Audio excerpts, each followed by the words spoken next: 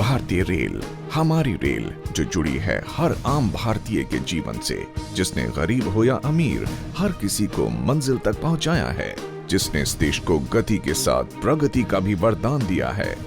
उसी भारतीय रेल के स्टेशंस के पुनर्निर्माण के लिए भारतीय रेलवे तथा सरकार पूरी तरह से संकल्पबद्ध हैं। रेल बजट 2016 के साथ शुरू हुआ स्टेशंस रीडेवलपमेंट का सफर। Cabinet has approved redevelopment of 400 stations through PPP. This is expected to be the largest transit-oriented development in the world. जिसे एक वर्ष पूर्व स्वयं प्रधानमंत्री श्री नरेंद्र मोदी ने हरी झंडी दिखाई थी। बड़े बड़े शहरों के बीचों बीच बड़े बड़े रेलवे स्टेशन हैं। नीचे ट्रेन चलती रहे, ऊपर 5 स्टार 7 स्टार होटल बना दो, उसमें से इनकम करो और रेलवे को अच्छी करो।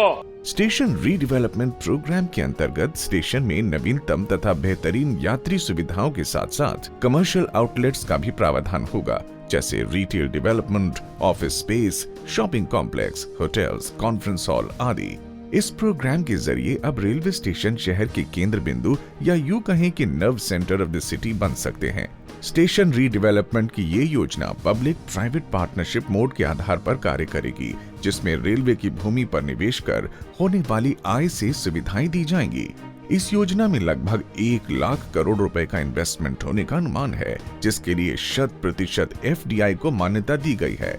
प्रारंभिक दौर में स्टेशन रीडेवलपमेंट के लिए ऐसे स्टेशंस को प्रमुखता दी गई है जो शहर के बीचों बीच स्थित हैं, जिसके लिए प्रथम फेज में 23 प्रमुख स्टेशनों के लिए निविदाएं जारी कर रेलवे बोर्ड द्वारा इस परियोजना का शुभारंभ किया गया है। इन 23 स्टेशंस में रोजाना 33 लाख लोगों का आवागमन होता है और यहाँ लगभग 140 एकड़ एनक्रोचमेंट फ्री जमीन उपलब्ध है। यदि हम सभी 400 स्टेशन में उपलब्ध जमीन के आंकड़ों को देखें तो कुल 2200 एकड़ जमीन पर अभी निवेश होना है। इस योजना को सफल बनाने में उन कमर्शियल डेवलपर्स का प्रमुख योगदान होगा जो पब्लिक प्राइवेट पार्टनरशिप मॉडल पर आधारित इस प्रोजेक्ट में निवेश करेंगे। अब मॉडिफाइड स्विस चैलेंज मेथड को आधार मानकर रेलवे इन प्रोजेक्ट्स के टेंडर डिस्ट्रीब्यूशन में विशेष पारदर्शिता बरतेगा, जिससे किसी भी प्रकार की गड़बड़ी न हो सके और इन्वेस्टर्स के भीतर रेलवे के प्रति विश्वास की भावना का विकास हो।